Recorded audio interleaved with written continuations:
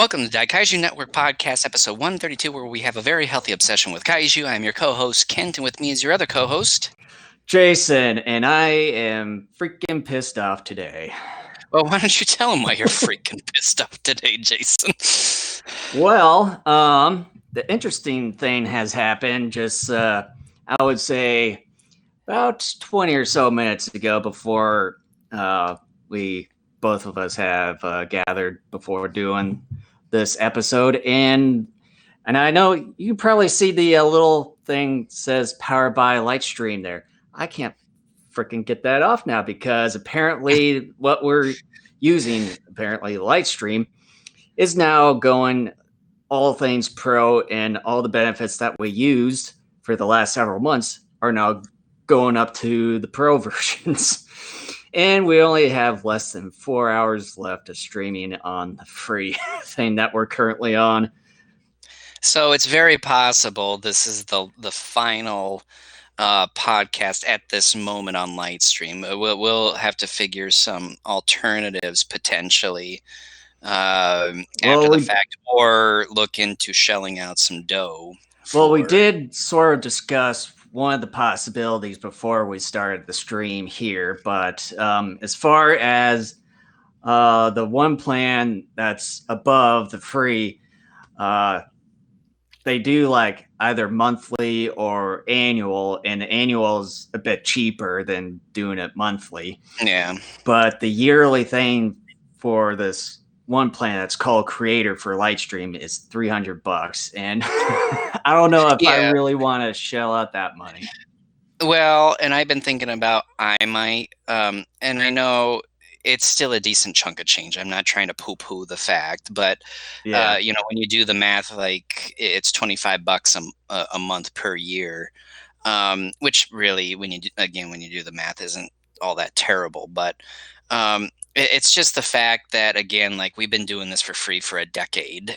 We don't have any money coming in. We haven't been doing Patreon stuff. We haven't been doing any sort of fundraisers or selling stuff or anything like that. This has been a labor of love. And so it just seems like anymore, if we find a free streaming service, they end up eventually, it ends up being this kind of hidden free trial period.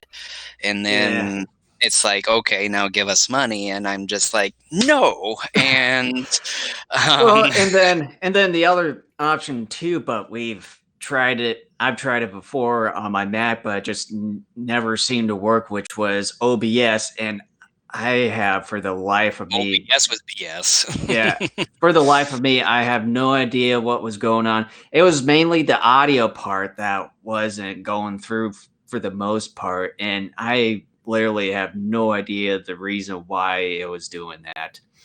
Yeah, so we'll be figuring something out. This could end up being a short podcast anyways, but we'll keep everybody posted via social media as far as what we're going to do going forward. That's kind of our issue right now. And then we've also discussed possibly the only other alternative route for the next few or so months is just sort of going back to our original way of doing things, not doing anything live for the time being, and just going back to Skype, only doing things audio for until further notice. Well, yeah, and the unfortunate thing about that is that there's no video of our glorious faces, and then we can't interact with a lot of you guys live, but you know what, it's better than nothing, I guess. But we'll figure it out, and we'll just kind of keep everybody posted going forward. So that's about it. Let's just kind of get into a little bit of news. I'll start first. For anybody who's not aware, Ultraman Orb Origin Saga and the Return of Ultraman recently were released onto Blu-ray. And so if you're a fan of Ultraman or what have you, or you enjoy some wonderful fun tokusatsu, go ahead and pick those up. They are now available. Yeah, I picked up the Ultraman Orb Origin Saga and movie the other, well, just this past weekend over at Best Buy for $9, which was pretty reasonable. And they also, it's like for the last few or so months, they only just had Ultra Q and Ultraman only available, and they never had some of the more recent ones released onto their shelves and everything. But then just this last weekend, they finally got Ultra 7 and the Return of Ultraman on shelves. But I'm going to wait till next weekend, which is my birthday. So those two will be my birthday gifts to me. Yeah, I purchased Ultraman Origin Saga last night while I was talking to Jason, because I'm like, have you been able to watch it lately? And he goes, no, not really. And I'm just like, I don't know, because I'm not a huge fan of a lot of the more contemporary Ultraman stuff, just because I just don't think the acting is all that great. I find a lot of the stories a little bit more lackluster, and I think some of that wonderful charm that I love about like the older shows, I don't think that's there with a lot of the newer ones. And I think some of the stuff can kind of get a little too emo for me at times. And so I kind of was trying to pick Jason's brain just to see if it was worth it. I've seen the show a few years ago when Crunchyroll did that simulcast. Well, yeah, some of these newer Ultraman shows. Well, yeah, like what was it? I think it was Orb or Geed. I was gonna try to cover both of them for our end of the year show, and one of them I can't remember if it was Orb or Geed that I sat down to watch the movie, and I remember telling you, first of all, again, here we go, my favorite thing about a lot of these new Ultraman things, like the subtitles, I couldn't read them half the time. And from what I did see, I wasn't overly excited about it. It just didn't draw me in.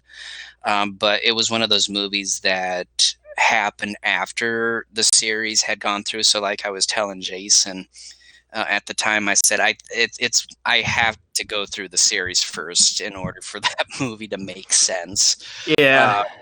And so that would be the only logical reason just to watch those, like the origin story, which to me I think is like the aftermath of everything that has happened in Ultraman Orb, and as well as the movie too. So you'll at least have to watch the TV show just to sort of get the backstory of all the characters and what happened.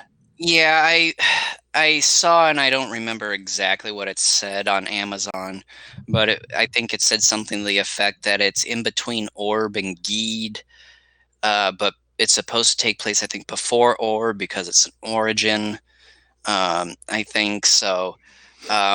I can't keep a lot of this stuff straight because I thought the Ultraman series that came after 7 was like either Leo, I think it was.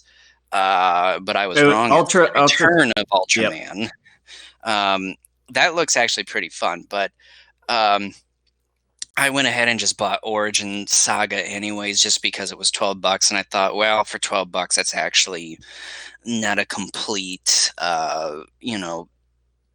waste of money should it end up being something I don't like. And I went ahead and pre-ordered Ultraman X because I've heard nothing but good things about that. But like I told Jason, I said, this is kind of my last shot at giving newer Ultraman series shows and what have you a try, just because, like I said a moment ago, I'm not a fan of the newer stuff. So I think you would enjoy Ultraman X. Yeah, and we'll see. But yeah. So, and I know that a couple of interesting news items have come up for G-Fest 27. And also, speaking of G-Fest 27, tomorrow will mark 4 more months until the two of us will go to Chicago. I thought of that like earlier in the week. I'm like, man, in about 4 months, it's going to be G-Fest again. I know. It felt like yesterday that we went to G-Fest, and now here we are. We're 4 months from tomorrow. it's going to be G-Fest 27. Mm-hmm. But with that said, as far as G-Fest 27, if I can bring this up, they've at least have announced a couple special guests for the upcoming poop. It's not. I was trying to get to the GFan magazine website, but for some reason it looks like to be down. I don't know if I typed in something wrong, but anyways, they announced a couple of guests so far, and one of them is the producer for all the 3 legendary Godzilla films, Brian Rogers, I think it is. Mr. Rogers. Yep. So he's going to be one of the special guests that's going to be attending this year, which is pretty interesting in and of itself. And then one of the other guests, I forget the name right now because for some reason the GFan site isn't coming up. Is the guy who played as the kid who rode on Jet Jaguar's shoulders at the end. Yeah, he played a Megalon and Hedorah. Yep. So those are the only 2 special guests that are going to be coming for this year's G-Fest. So far, yeah, and no Robert Scott Field. Robert Scott Field has confirmed he will not be there again this year. Yeah, and I mentioned too, like just about a year or so ago, that there just has to be something that's up, or it could be what's possibly been going on recently with the whole he said virus at least thing. what he said at least for this year was that, what was it, Wonderfest or something like that, some sort of convention deal in Japan for years has been wanting him to go there. And, you know, they've been inviting him, but because it always happens around the time of G-Fest, the people who are responsible for setting up G-Fest always got to, in touch with Robert way beforehand to come. Mm-hmm. And apparently that may not have been what happened last year, but I know for sure this year that's the main reason. They just never contacted him.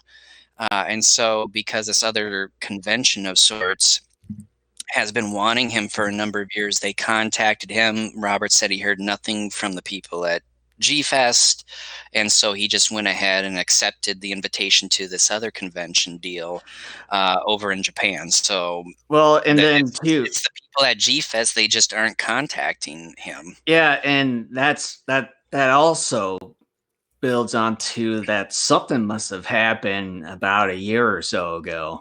I'm not going to throw any conspiracy theories out there, but but we've already talked about it's weird. Yeah, we've already talked about that last year, so we don't even have to really bring that up again. But it's just sort of confirming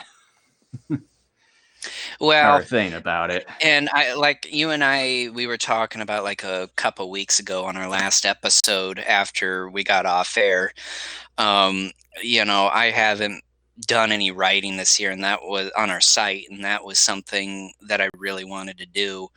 And I've been thinking too, one of the things I want to write is sort of an open letter to the organizers at G-Fest. And it's not, it's not really anything to do with Robert Scott. It has more to do just kind of with those of us who have been going to the convention for a while, and basically kind of like, can you spruce it up a little bit just every few years, and that sort of thing. Kind of an open letter. Whether or not anybody will read it, I doubt it. But I mean, it's just kind of one of those deals where it's just like, and I mean, we've talked about it ad nauseum over the last 3 or so years on this podcast, where you and I have been flirting with the idea of not even going back certain years, and then we keep going back. But I do know that this will certainly be my last time for the next couple of years, at least. Yeah, and And I plan on taking my son with me this year. And I do believe on some level he really would enjoy it, but he's still going to be a little too young, I think, to really appreciate a large chunk of it. Excuse me. And part of me has even thought, like, even if I do bring him and he does enjoy it and he wants to go back next year, yeah, I will consider it. But I don't know if I will, just because, again, I'm burnt out by it. Chances are there's nothing going to, dramatically change to kind of keep things interesting for those of us who have been going for a while Yeah. at this year's convention. And I just kind of thought too, you know what, it probably wouldn't hurt for my son just to even wait maybe a couple more years at least anyways. But then again though too, like I told you, I'm just not sure what the future for us here holds, and we're still within driving distance to the Chicago area. It's just over 3.5 hour drive from here, Yeah, and for which me, isn't too bad. So I mean, yeah, for me, it's double that, at least around 6.5 hours from here. yeah, and I just, and part of me is just kind of like, well, maybe I should just in case, and because I've always thought, well, heaven forbid, hopefully this doesn't happen, fingers crossed. If we end up having to move in like a couple of years and we end up moving to where the only way to get here is via plane, sure, I know my wife, she probably would be like, yeah, sure, if you want to go, then go, but it's going to be a lot more expensive because then I got to get tickets and, flying's not cheap and all that fun stuff. So and I won't be able to probably stay as long either. I don't know, but um, there's just a lot of question marks. But that was one of the things I thought about doing, was just kind of writing an open letter to the G Fest organizers and just kind of being like, can we please like try to figure something out here? But we'll Yeah, see. I know they sort of discussed about that in like one of the very last panels last year, and they say about, like one of the attendees asked about, sponsorships and all that, and I think one of the responses was it would have been nice, but then like it would just get a little bit too corporate-y Well, and the yeah, like, and that's sort of, it would just sort of get a bit too like fad, sort of like trendy sort of thing. I'm not exactly sure what they've said in that panel, but it's sort of kind of well, trending towards yes, you're that. kind Yeah, of at the mercy of any sponsors on some yeah, level. Yes. But and we've said this before. I'm not talking about sponsors.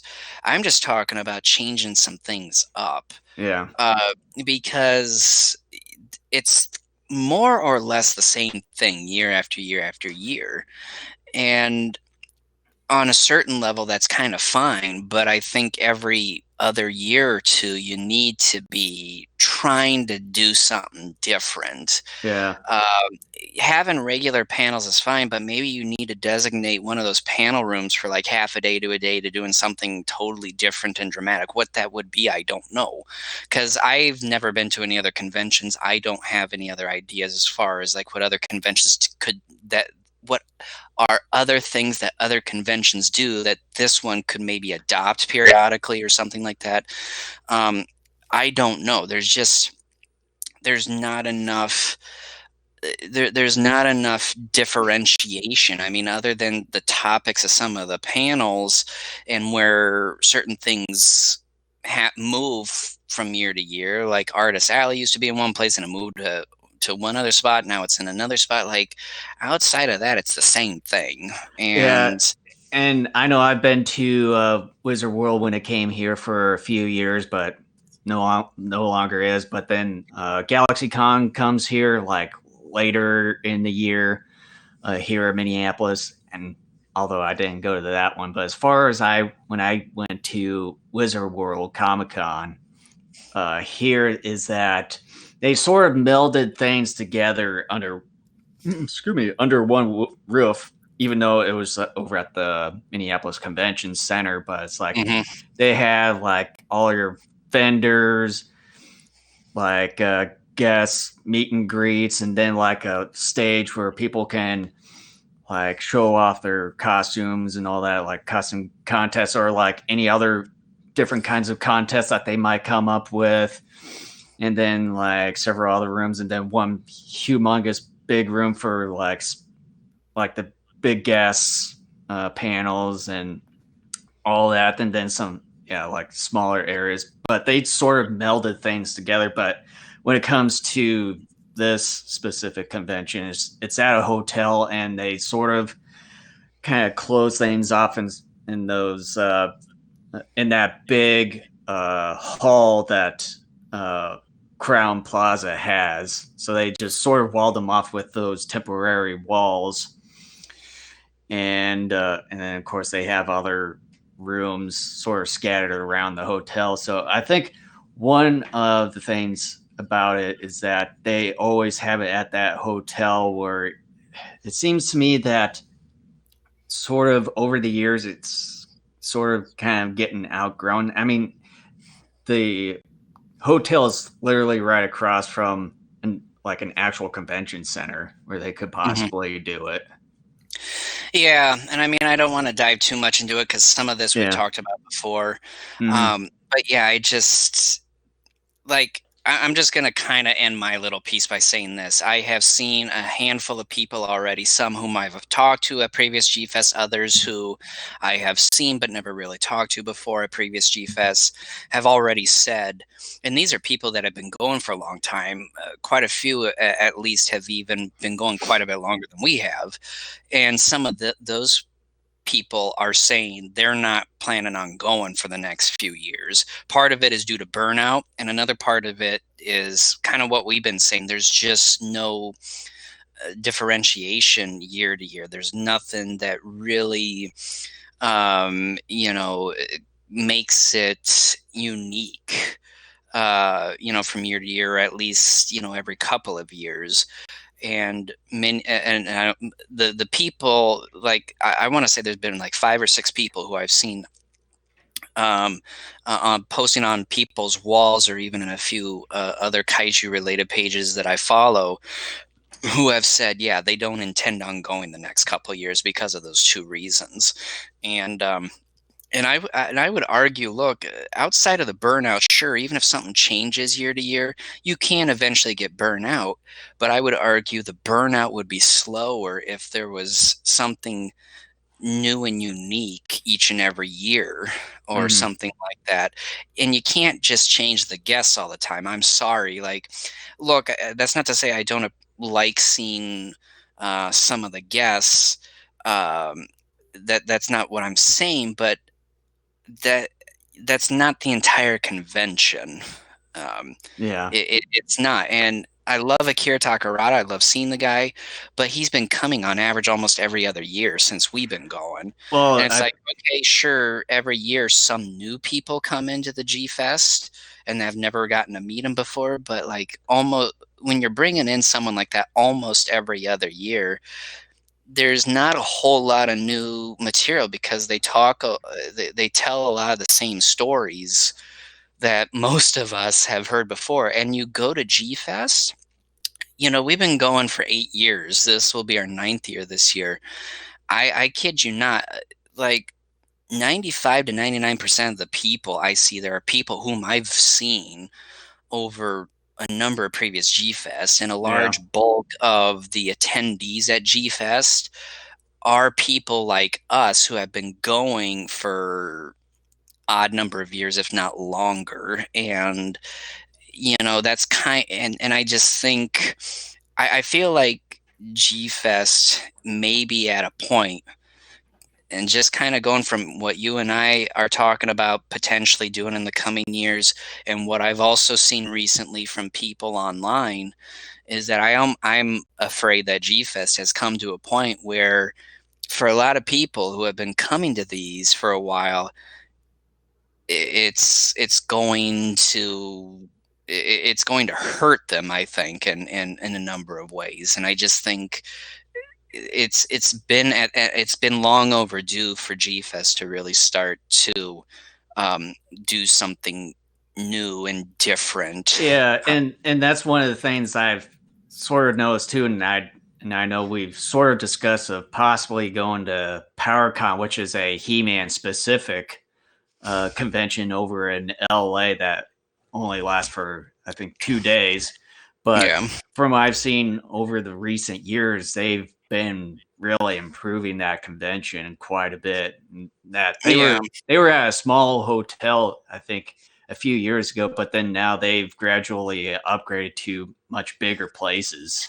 And that's part of the G-Fest problem too, is that they hold everything within the Crown Plaza, but they need, I think, to consider either moving it entirely to maybe a bigger hotel or even holding it during a time in which that convention hall across the street is available. Sure, that's probably expensive to rent, but But then you then, may have to think about either raising attendance prices, which, yeah, could hurt overall attendance, or, yeah, you may have to think about sponsorships. And, yeah, they're thinking about, well, we don't want it to be too fat and stuff. It's like, well, think of it this way. The kaiju genre is very much a niche in this country, and part of that is due to the fact that you try to keep things like this small.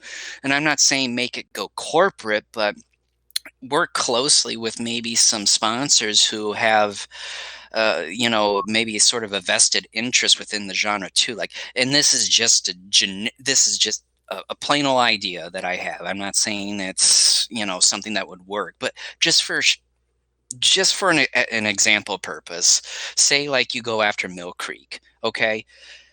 Mill Creek could maybe sponsor and help pay for the bill of renting the convention center. Why go after somebody like Mill Creek? Because Mill Creek has been producing like your Ultraman stuff. Okay, not this only would just put Ultraman, but Gamera and some of the other right. Tokusatsu related. This would help Mill Creek. You would advertise them.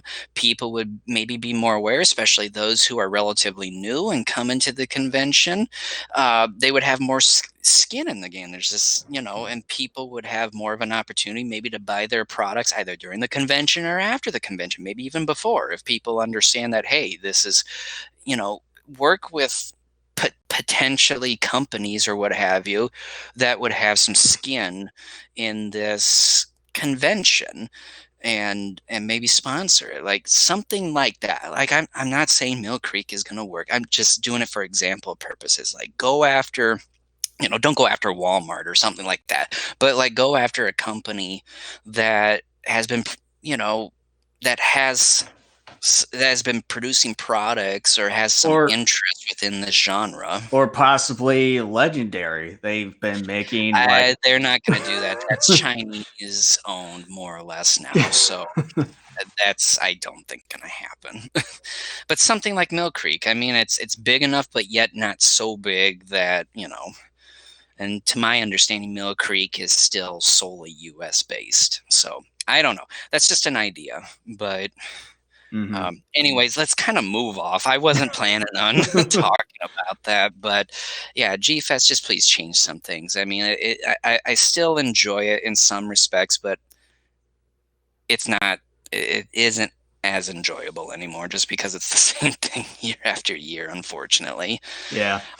But before we dive into our main topic for this episode, I just want to make aware to those that if you haven't subscribed to us today on YouTube, make sure to hit the subscribe button down below and also the notification bell icon to get the latest updates.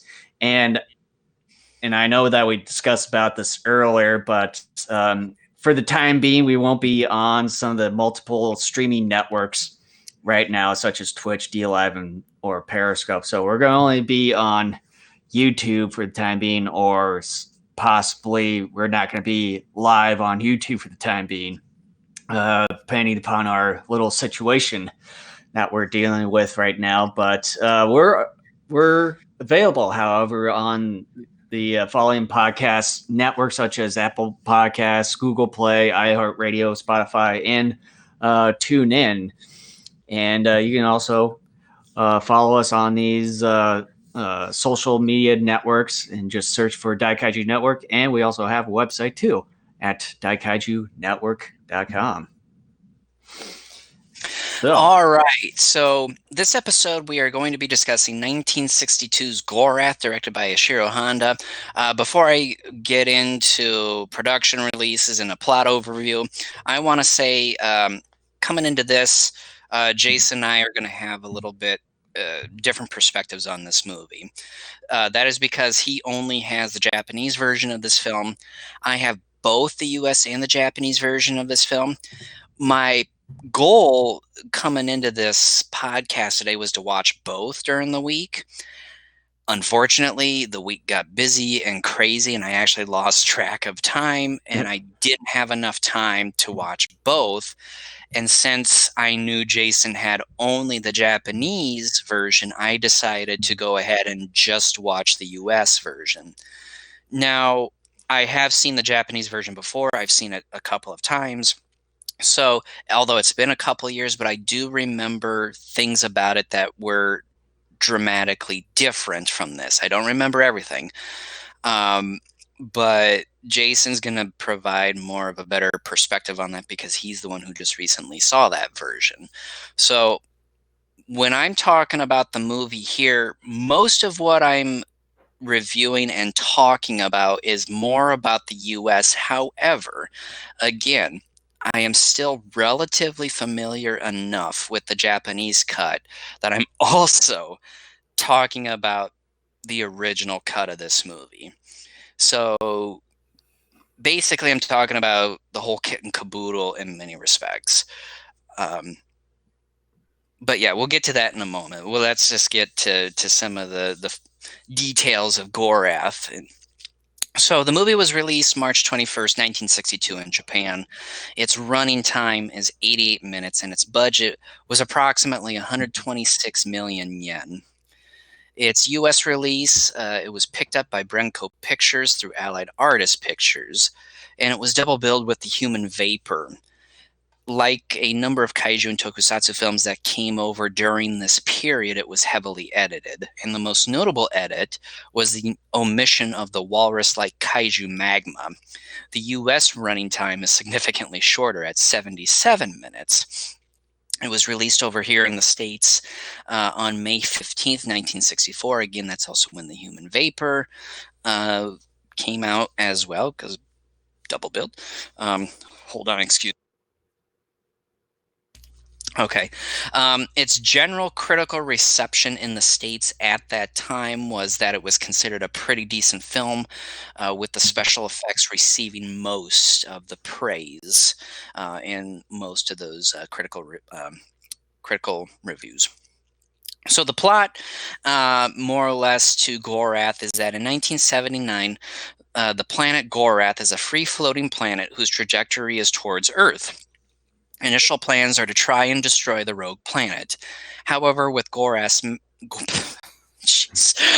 Freudian slip there. With Gorath's mass 6,000 times that of the Earth's, and the fact that its physical makeup is similar to that of the Sun's, the planet becomes indestructible and is continuing to grow in size and mass by the day as it consumes everything in its path. The next plan is to move the Earth just out of its orbit via using every available natural resource to power numerous rockets in the South Pole. The plan succeeds, but due to Gorath's trajectory and the fact it continues to grow, the planet gets close enough to Earth to cause massive tidal waves that flood many coastal areas. Storms wreak havoc as well, and random earthquakes open the planet and consume the landscapes. Gorath passes by the Earth and continues its trek into space as humanity is saved, and the movie comes to a close. So this is very much a When Worlds Collide type of film. When Worlds Collide, if I remember correctly, came out in 1958. A huge success. And in many respects, the general idea is very similar to that of When Worlds Collide. And here's the thing.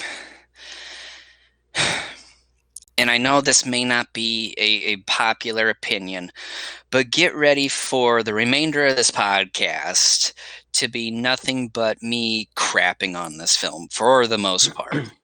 And I hate showing my hand out of the gate this early, but I've always found this movie to be incredibly boring for the most part. The US edit, however, is absolutely horrible. I cannot stress enough how terrible this particular version is. It's very obvious in numerous scenes that material was cut because the edits were awful. Characterizations are awful. The story is absolutely confusing and hard to follow. And it's one of the worst edits of a Touhou film I've ever seen. However, the only movie that has a worse treatment than this is Varan. Anybody who has seen the US edit of Varan the Unbelievable, I think can vouch for me that that one is more terrible. However, it's not that much more terrible by a long shot. It's maybe by like that much. I mean, both US edits of Varan and Gorath are horrendous. So if you ever want to watch this movie, absolutely stay away from the US edit. It's atrocious. Sure, you get a dub, and the dubbing is actually pretty decent, but everything else about it is just pure garbage.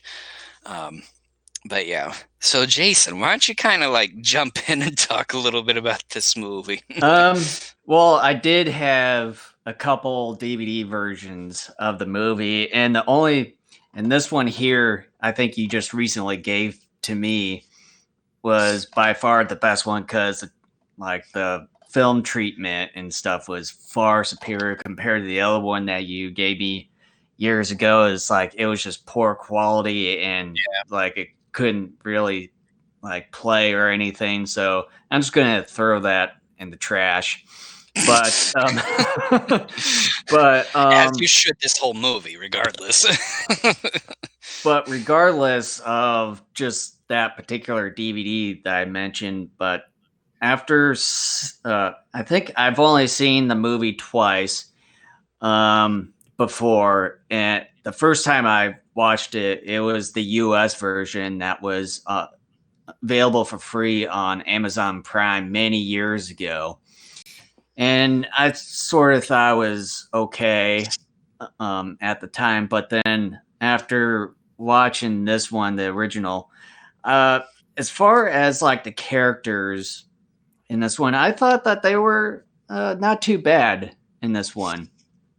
Yeah, I really liked how a lot of the people that portrayed their characters in this film, I thought they did a really good job, and they sort of fit the roles of their characters, and that they really did try their best. And so, like this movie, the US edit is 11 minutes shorter, and it shows in so many areas. I do remember one of the scenes very clearly that's cut out. Was that when Akira Kubo's character and the guy who plays Ito in the original Ultraman series, and in fact in the US, I don't know if this is true in the Japanese edit, but in the US version he's also called Ito. But they and a couple of their other fellow cadets take this helicopter and they go flying off. Yeah.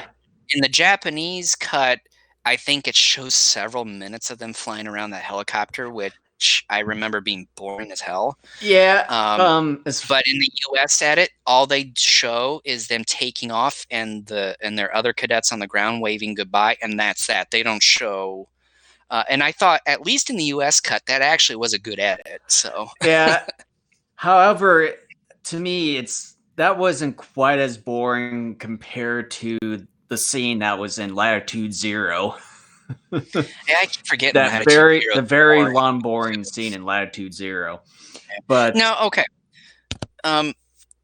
Tell me, because I don't remember how the Japanese movie starts out, but in the US version, The movie starts out with Jun Tazaki and his crew already out in space, and then they come across Gorath, and then Gorath eventually, after like 5-10 minutes at least, eventually ends up pulling the rocket in and destroys them. Is that how the Japanese version opens? Because I don't remember.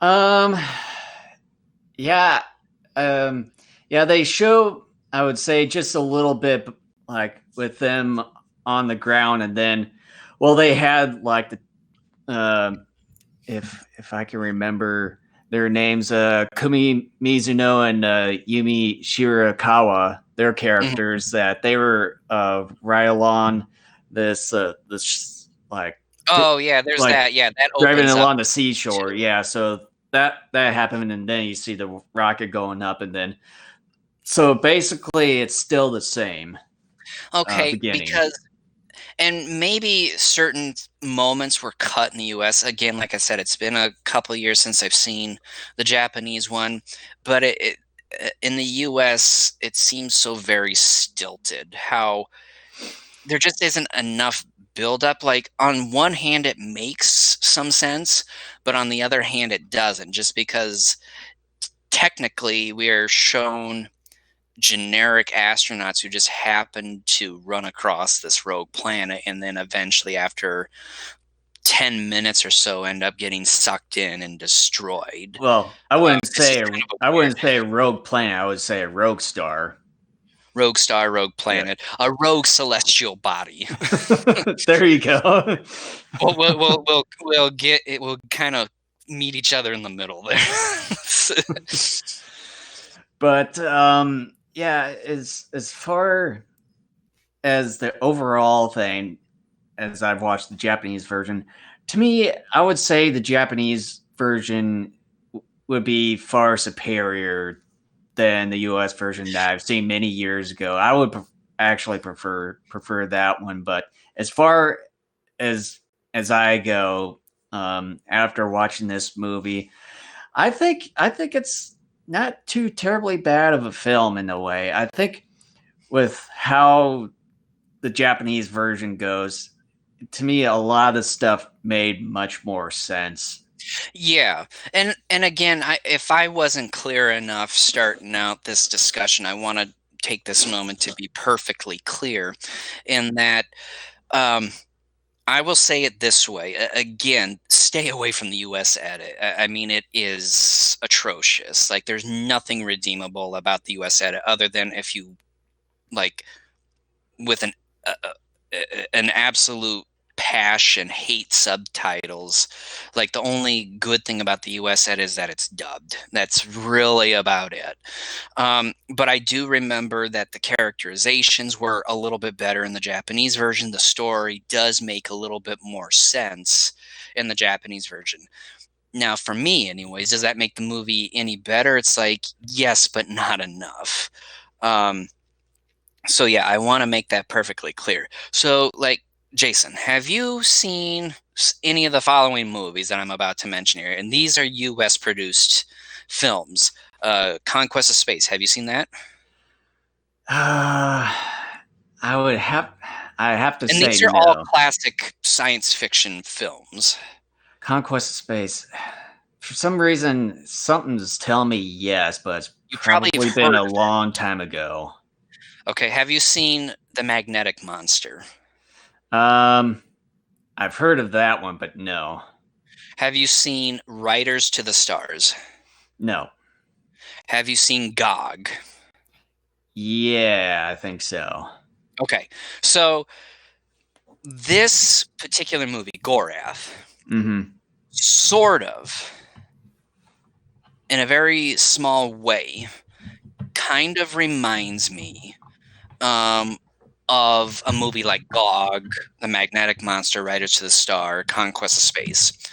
The reason why I say that is that those films, anybody who's ever seen them, and in fact, actually, Magnetic Monster, Riders to the Stars, and Gog are sort of like a trilogy. They're very loosely connected to each other, but they're sort of considered a trilogy.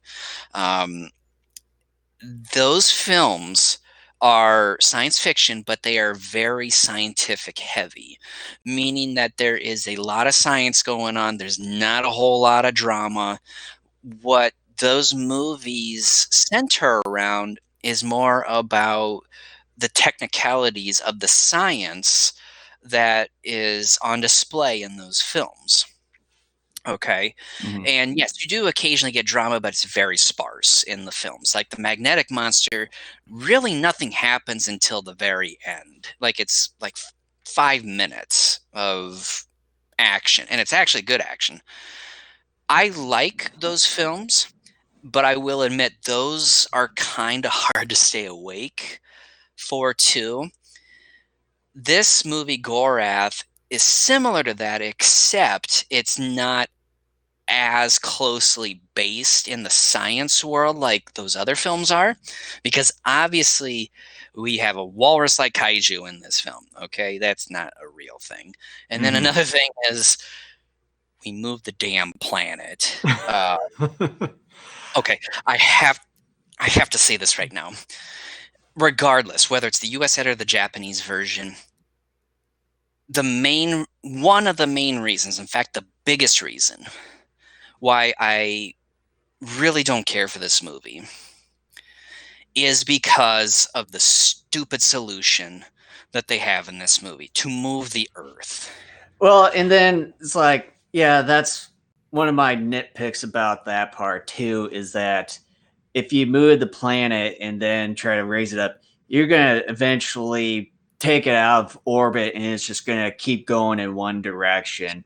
And you don't even have you didn't even build a backup solution on the North Pole, but the North Pole isn't like the South Pole where you have Antarctica. The North Pole is mainly just a huge ocean right up there. And it's not just that. To me, it's not a nitpick. To me, this is a serious flaw. And it's not like we always talk about Touhou Science. Anybody who has been a longtime fan of Godzilla films or Kaiju films, we always eventually talk about Touhou Science. You know, it's science that's a little kind of out there, but in more cases than not, it's believable enough that you go along with it. Mm-hmm. This is Touhou Science that is complete Honda Subaraya smoking weed and just deciding this is a great idea to do and we're going to do it. And I'm so disappointed in Honda and everybody who has worked on this film, because I find it hard to believe that in 1962 there wasn't information out there that would say, hey, if you move the planet out of its orbit, bad shit's going to happen, because technically it's going to affect the climate. It's going to affect weather patterns with that. It's going to affect tides. The moon even gets destroyed right at the very end of this movie. The moon helps with tides and everything else as well. I also liked how when the moon destroyed, no one ever really realized or mentioned anything about that. And again, this is 1962, and I find it hard to believe that, and I could be wrong, but even then, I would think on some level there was maybe enough science to at least suggest that if you move the Earth out of its orbit, it basically fucks with everything on this planet. Like, like I said, if I was 5 years old, I wouldn't think about this. Like, it wouldn't be a big... Yeah, I've watched, the History Channel has a YouTube channel, and they've released full episodes of 10 ways how the Earth will be destroyed. And one of the episodes I watched is like the similar situation of how worlds collide and everything. And they showed like this planet that's probably, I would say, several times the size of Earth and bigger mass, and they talked about how if the moon was destroyed, and they showed like a little 3D demonstration like situation, if it was destroyed, then everyone like it's been a fixture to our culture, like global culture, for thousands of years, and that it's just gone within the blink of an eye, and everyone is just start panicking and everything. But in this movie that just didn't really matter, or they just didn't even think about it. Yeah, and like I said, I find it hard to believe that there wasn't information already out there that said, look, if this were to happen, we are screwed. I mean, like I said, my suspension of disbelief can go far, but it got destroyed. Like, my suspension of disbelief got drugged, beat over the head with like a bricks, and then just drunked up. I mean, it just, I'm like, I told my wife yesterday when I was talking to her about this movie, I said, that is the dumbest thing I've ever seen in the history of films. And I've seen a lot of things. And like I told her, I said, what makes it even worse, what makes this whole idea that they put in this movie, this whole solution to solve this Gorath problem, what makes it worse is that this movie is made by a lot of the same people, especially the anchors of this film, were involved in helping to create and produce some of the finest Godzilla movies ever. And the fact that they just kind of either didn't care or whatever makes it even worse. The fact that they pooped all over it with this stupid solution. And again, I know it's a movie, but it's just like, I'm sorry, my suspension of disbelief can only go so far. And when I first saw this movie for the first time 4 years ago, when I first saw this, and I realized that's what the solution was, and the fact that it was actually going to work, and then the fact that eventually the moon gets destroyed as well, I said, nope, done. You suck. You lose. And like I said, the fact that it's produced by Honda, Subaraya, many of the other people have worked on Godzilla films, for a while there in the Showa period, and the fact that this same crew is responsible for producing some of those finer Godzilla movies makes it that much worse, in my opinion, because it's like, I mean, look, we're all entitled to have bad days and bad pieces of work. In fact, I think this is one of Honda's worst films.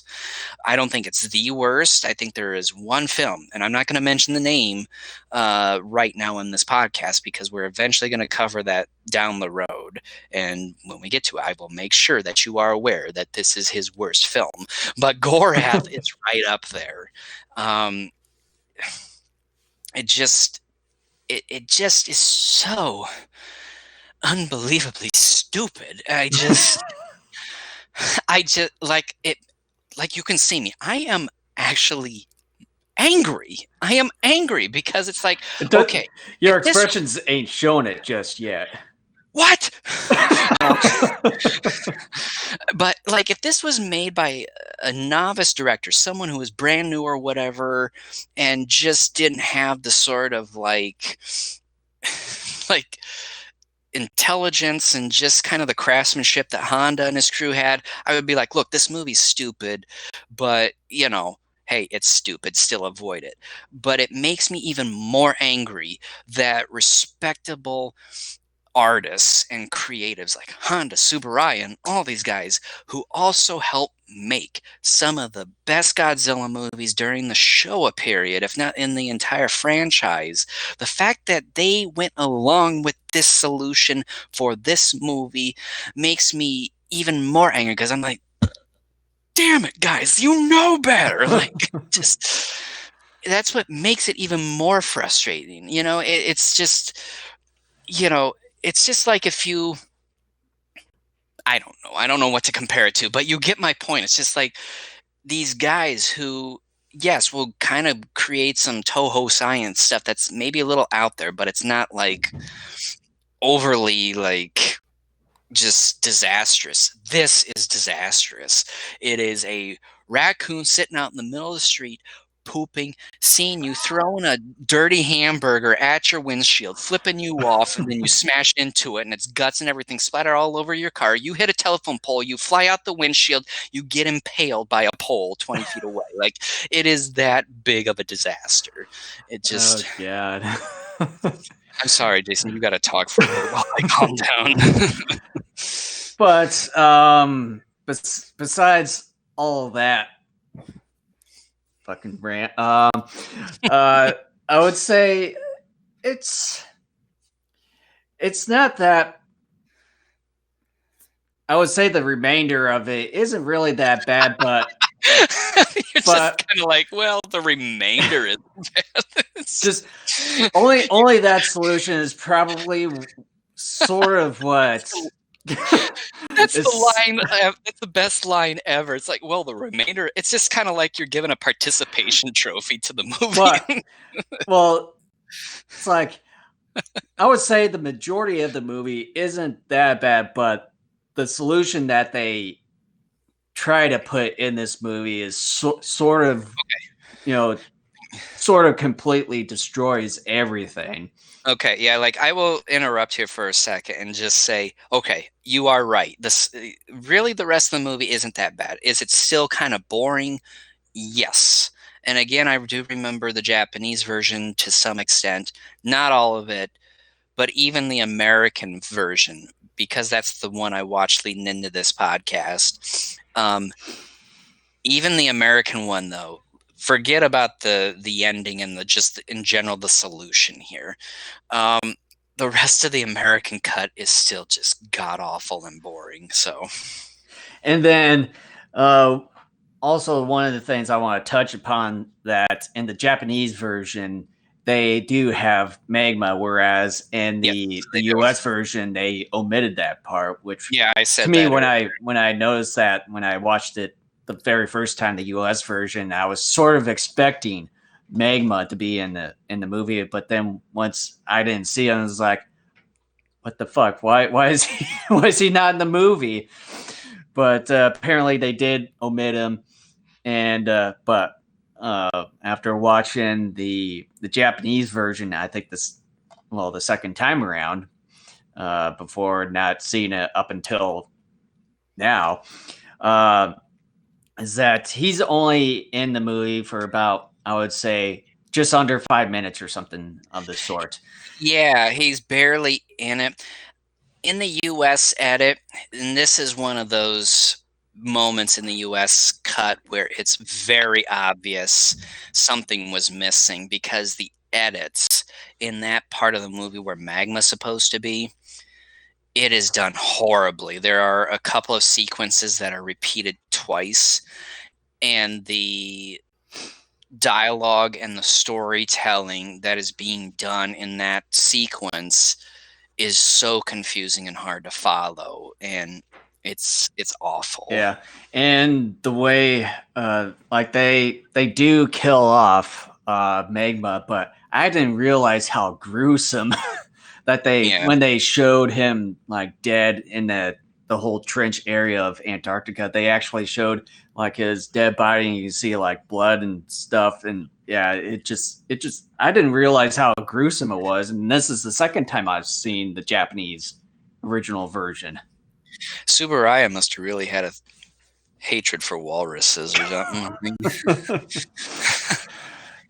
I don't know. Now, there's something else I want you to sort of elaborate on for the Japanese version.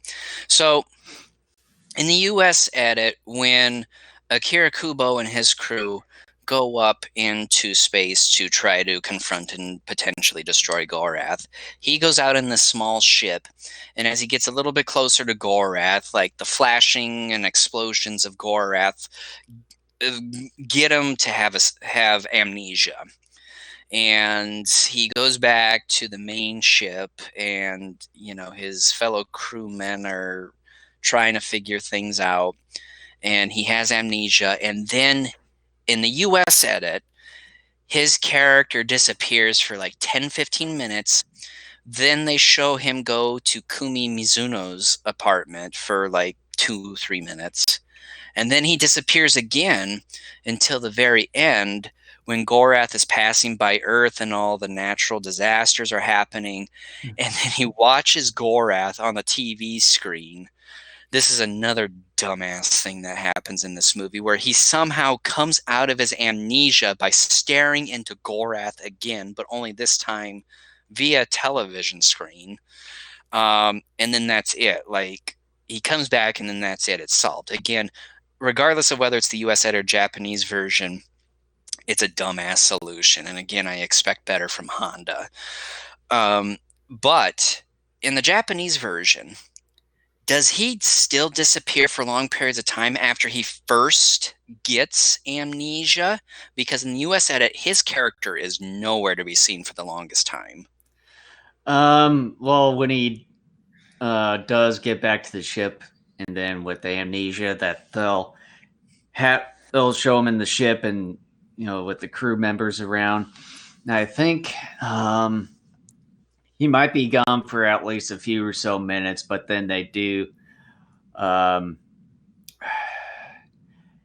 I think probably the next time you do see him was at Kumi's apartment, but then after that they'll have him over at the one gal's place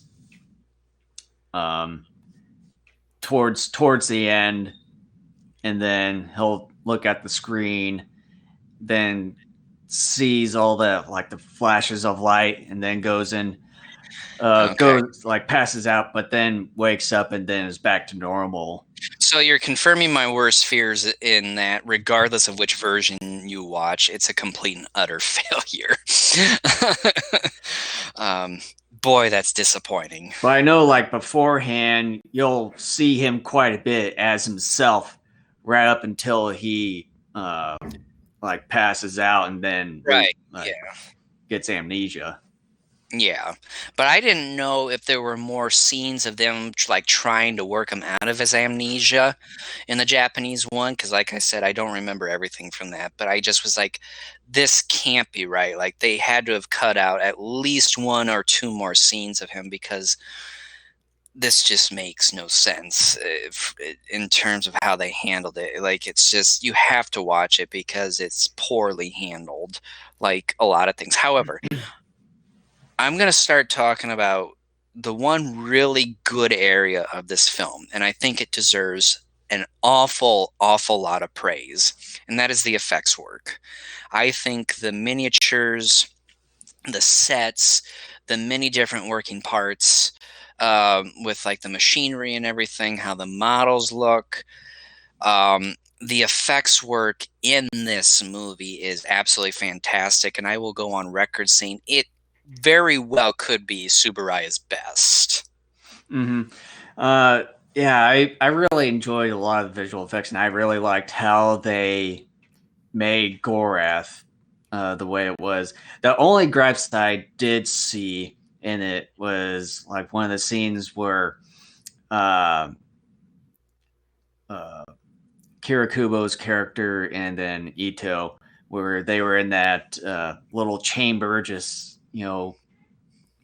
floating in zero gravity, and there's one of the shots that you can definitely see strings attached to Akira Kubo. US edit, because my US edit, the quality of the video is not good. Yeah. Well, at least this one that I got is really good quality, but you can definitely see it plain as day. And then one of the shots too with Gorath, you'll see at least a couple strings attached to that as well. That's the the only things that I noticed. But other than that, I really like the matte screens, and also the matte paintings, for that matter, for the background scenes. And a lot of things really melded well, and trying to get you have some of the miniatures going by, but then you also have actual people in front, or even machinery too. I saw some one of the shots that had actual machinery blended in with miniature machinery. It looked like it was part of it. Yeah, and I mean the effects work is just spectacular. The miniatures. One scene that I forgot about and was really impressed with, and it's an animation, um, is as Gorath's passing by Saturn. Oh yeah. Rings of Saturn like gradually just kind of come apart and then start floating towards Gorath as it's coming like that. And it's just this animation, but how it's animated, it's so fluid and it looks so realistic. I really like that moment as well. Yeah, and then they also have like I think Haley's Comet or just like Some sort any of comic. other ordinary comet in there too. And I like how once it impacted the like this little tail trail just disappears. Yeah, because everything's getting sucked in. This it's getting bigger, but its mass is also just incredible. You know how Honda, like his ideology is that of being a pacifist, and that in a lot of his movies, he tries to work in the countries of the world coming together to solve a greater problem.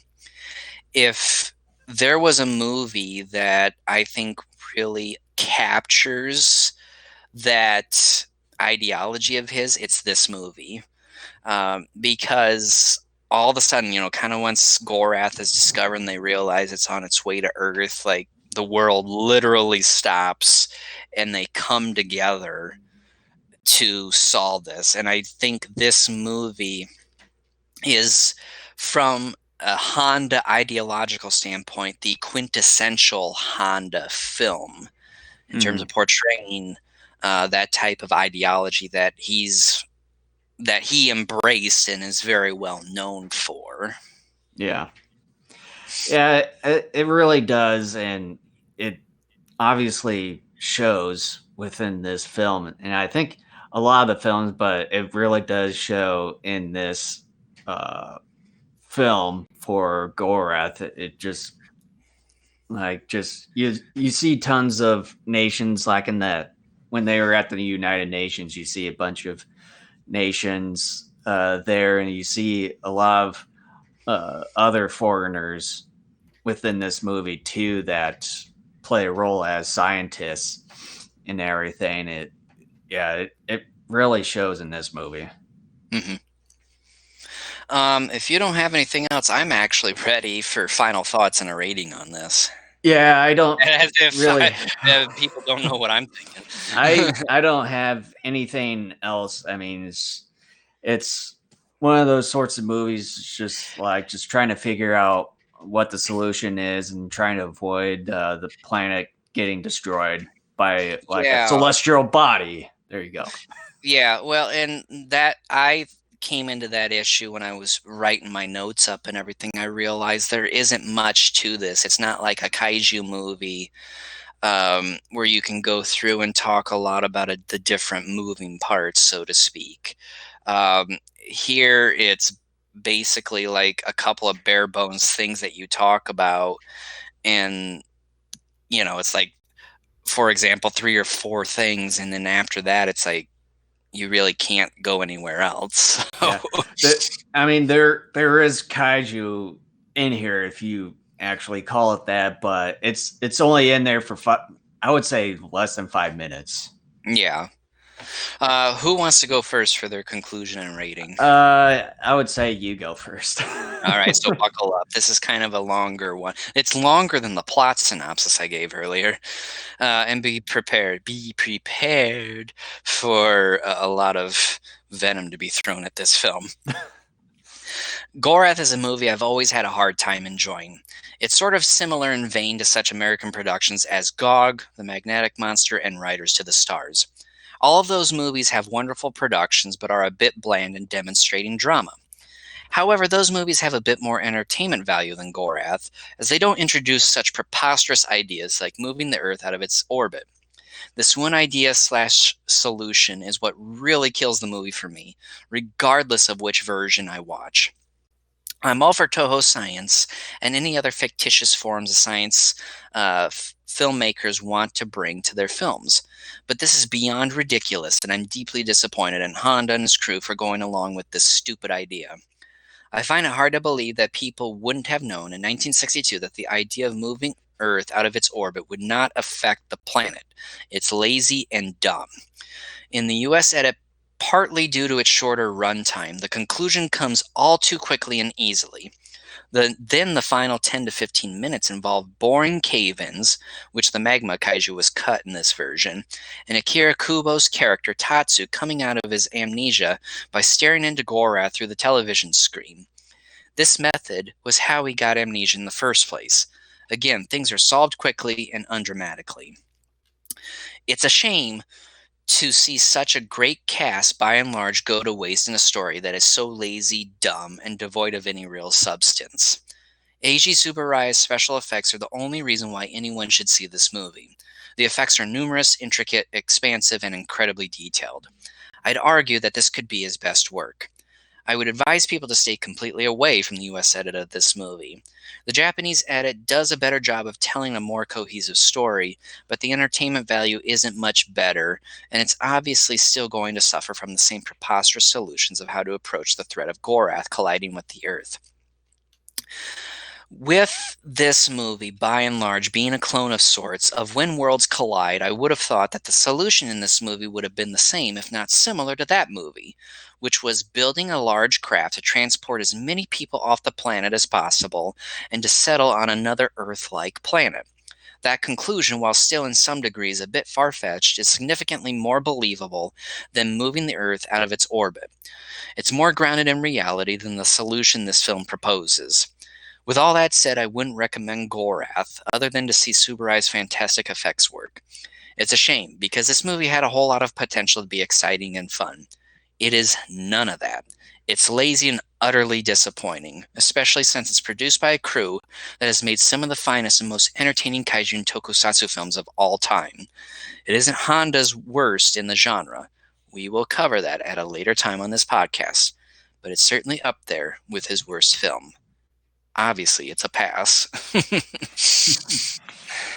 Well, for my overall review with Gorath, after watching the original Japanese version, I think I would obviously say it's many years better than the US version by far. But the overall story, it's okay. I would say the cast in this film is really good. They tried to really do their best and try to at least hold up the movie. And the visual effects miniatures are just really, really, really good.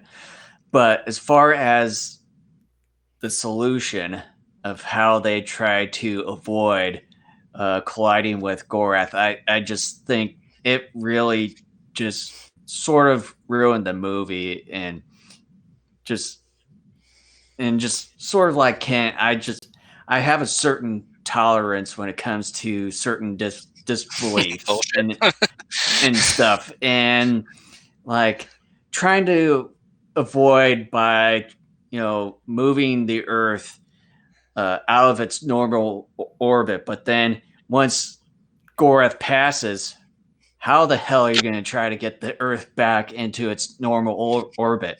You can't, because you have, solid footing in the South Pole with Antarctica, but then as far as the North Pole, there's nothing there but the ocean. How the hell are you going to construct another versions of like the rockets that you've done in the South Pole? But you can't because of the damn ocean that's up there. It's like you're basically going to be floating out in space and going out of the solar system, and you're basically effed both ways in this situation. And they're just like, no, shut up, Jason. You're not supposed to be thinking about that. Everything's hunky dory. So that's sort of where my disbelief ends. Right there is the ridiculous solution to the whole entire thing to avoid Gorath. But on that note, I would say besides that part, the rest of the movie technically isn't all that bad, but I'd say it's not quite as exciting compared to some of the other movies that we've seen that were made by some of the same people.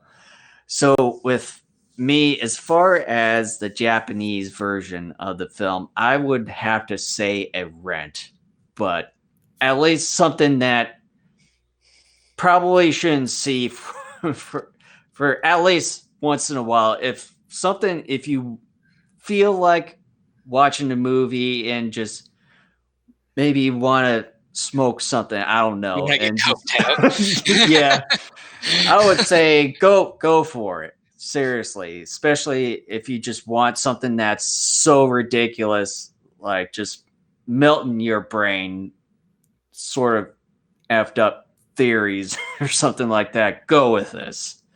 I I just realized we should have a fourth rating for our movies. What is And that? this technically would be considered worse than a pass, and that rating will be called participation trophy.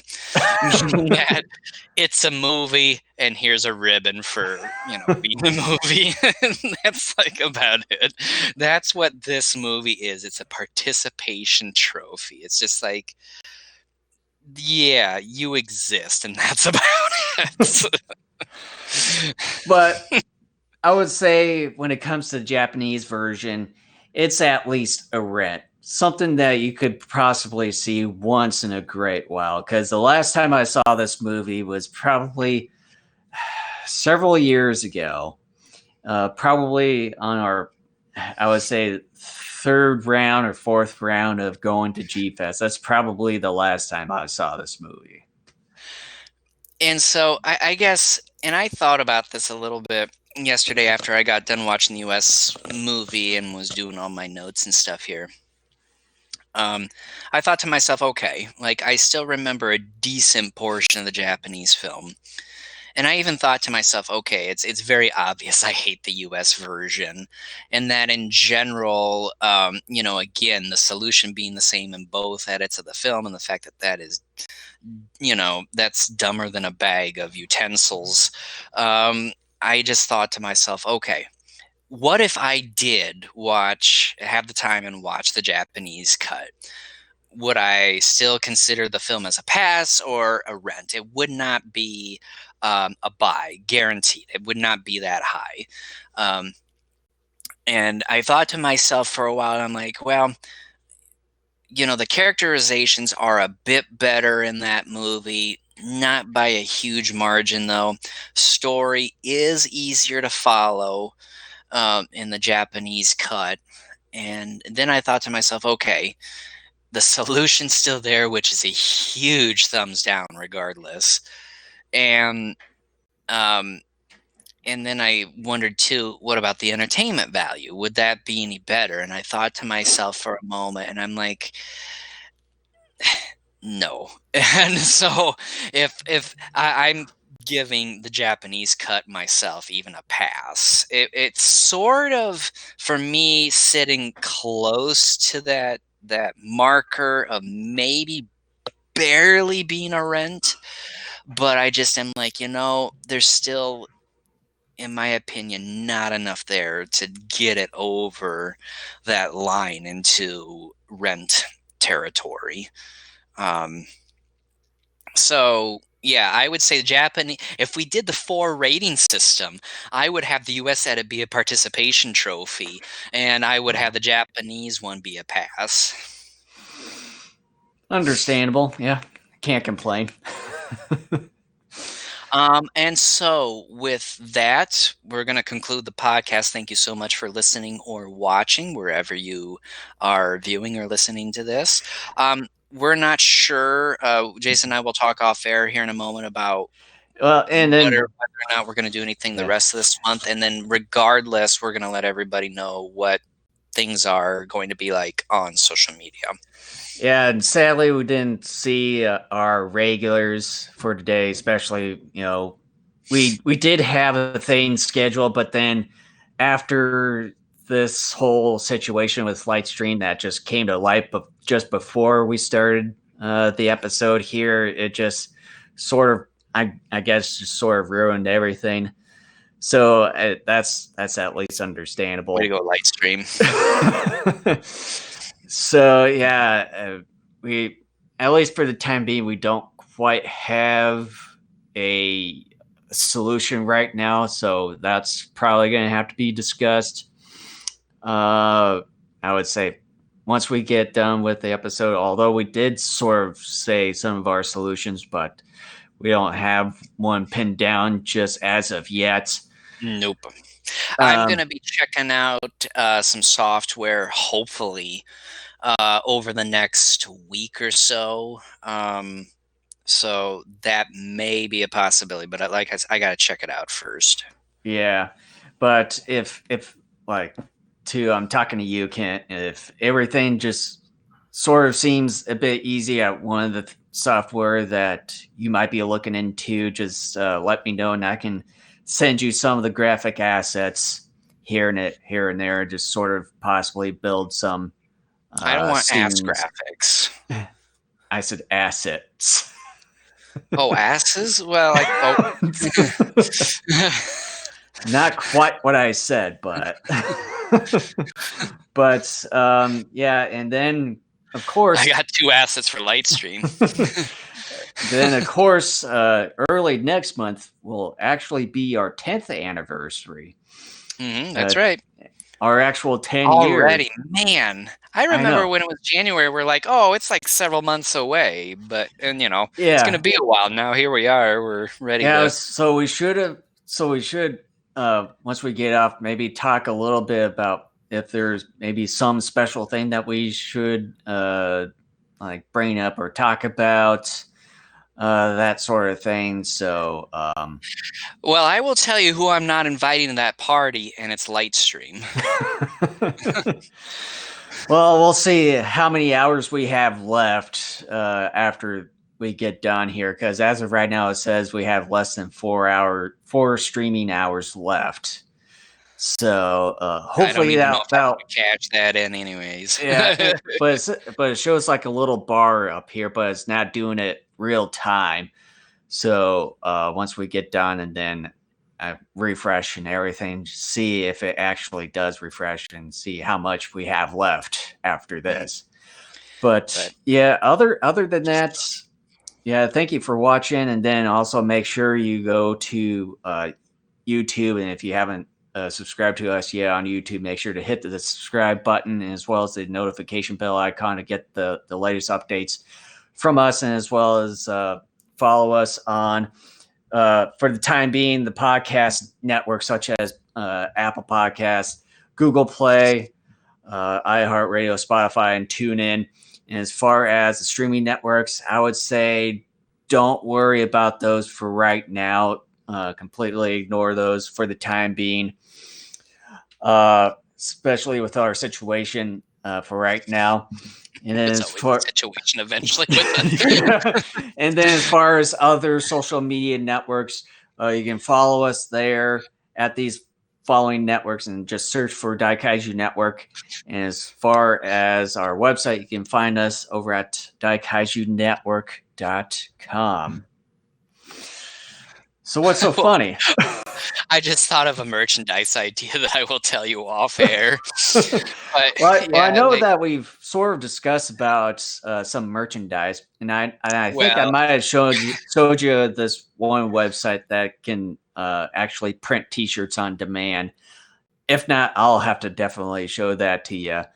But as far as merchandise, I know we talked about it, but we just haven't really fully fledged things out. Because I know, like you've mentioned to me when we were at G-Fest last year, that a couple and like a family that came up to you when you were going to our room and stuff, that they said, they wanted my ball cap. Yeah. And everything is like, well, we don't technically sell anything right now. We just sort of print things specifically just for the two of us, just sort of promoting our podcast. That's the only thing that we've dealt with. So other than that, I've got nothing else. Well, thank you so much for listening or watching, and we'll just kind of keep you posted in the next week or two as far as kind of future shows and kind of what the plan of attack is for when we do at least the next show. All right. Well, take care, everyone. Godspeed.